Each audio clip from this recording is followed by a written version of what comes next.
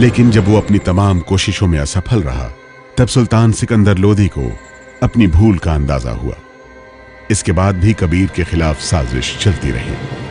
कबीर की जिंदगी जितनी अब तक हमने देखी, उससे कुछ बातें बिल्कुल साफ हैं। भारतवर्ष में जो दबे कुचले थे, दलित थे, उनके लिए आवाज देने वाले वो पहले व्यक्ति लगते हैं। वो जाति धर्म को तोड़कर समाज सुधार की बात आज से 600 साल पहले कर रहे थे। तुम कत ब्राह्मण हम कत शुद्ध, हम कत लोहू तुम कत दूध। गरीब चाहे वो किसी भी धर्म का हो, ईश्वर प्रेम का बराबर का अधिकारी है, हकदार है। ये बात उन्होंने कूट कूट कर अपने शिष्यों को समझाई। कबीर ने धर्म के बंधे बंधाए विश्वासों की जकड़न को चुनौती दी। वो धर्मों के कट्टरपन के घोर आलोचक थे। न हिंदू न मुसलमान की घोषणा करने वाले संत कबीर पहले कवि थे जिन्होंने धर्मनिरपेक्ष समाज की कल्पना की। उड़ जाएगा हंस। कबीर की धर्मनिरपेक्षता की मिसाल तो मगहर भी है। मगहर उत्तर प्रदेश के संत कबीर नगर का एक कस्बा है। यहां समाधि और मजार दोनों साथ साथ हैं। समाधि भी कबीर की, मजार भी कबीर की। काशी से मगहर कबीर क्यों आए, यह अपने आप में बड़ी कहानी है। एक मत यह है कि कबीर अपने आखिरी दिनों में काजी कोतवाल पंडितों से परेशान होकर मगहर चले आए।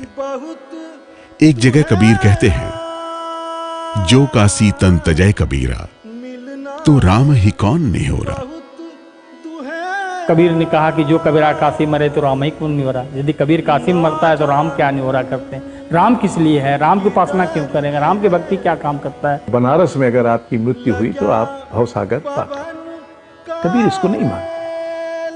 कबीर कहते हैं कि मैं मगहर जाके मरूंगा, क्योंकि अगर मेरे क्रियाकर्म ऐसे हैं कि मुझे मुक्ति नहीं मिल सकती, तो सिर्फ गंगा में नहाने से कैसे मिल जाएगी। गंगा के तट पर मेरी चिता जले, इससे मुझे मुक्ति कैसे मिल जाएगी। तो वहां भी मरते दम तक वो जो लोकप्रिय धारणाएं हैं उनको चुनौती देते हैं। किंवदंती है वो ये है कि जब वो उनकी मृत्यु हुई तो उनके दो संप्रदायों में झगड़ा था। मुसलमान कहते थे कि कबीर हमारे हैं और हिंदू कहते थे कि हमारे हैं। तो दोनों ने झगड़ना शुरू किया। तो कहते हैं कि वो कबीर की जो शव था उस पर चादर, और बाद सुबह जब देखा दोनों लड़ते हुए संप्रदायों ने, तो वहाँ कुछ फूल थे, उनका शव नहीं था।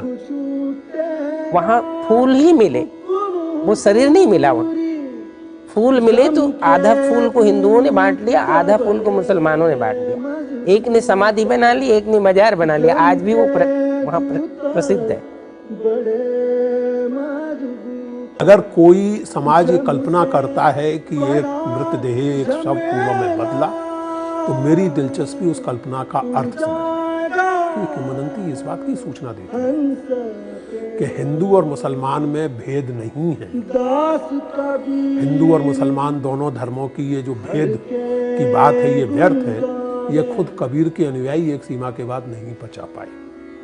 मुझे ये कहानी कबीर की पर्सनल ट्रेजेडी की कहानी। उड़ जाएगा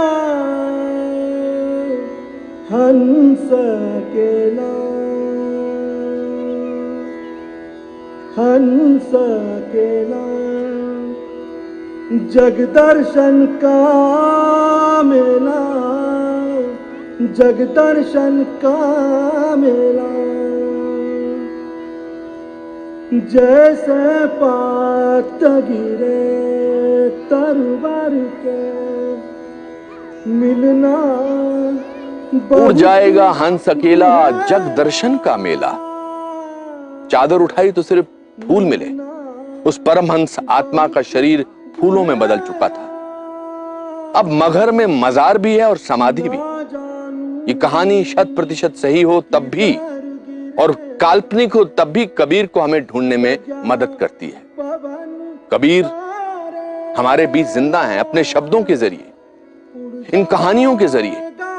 कोई उन्हें कवि मानता है, कोई उन्हें समाज सुधारक कहता है, कोई संत कहता है, कोई उन्हें अवतार मानता है, कोई भगवान मानता है, कोई उन्हें धर्म निरपेक्षता का सबसे पहला झंडा बरदार मानता है। ये सारी बातें सही हैं, क्योंकि कबीर होने का मतलब ही महान होना है।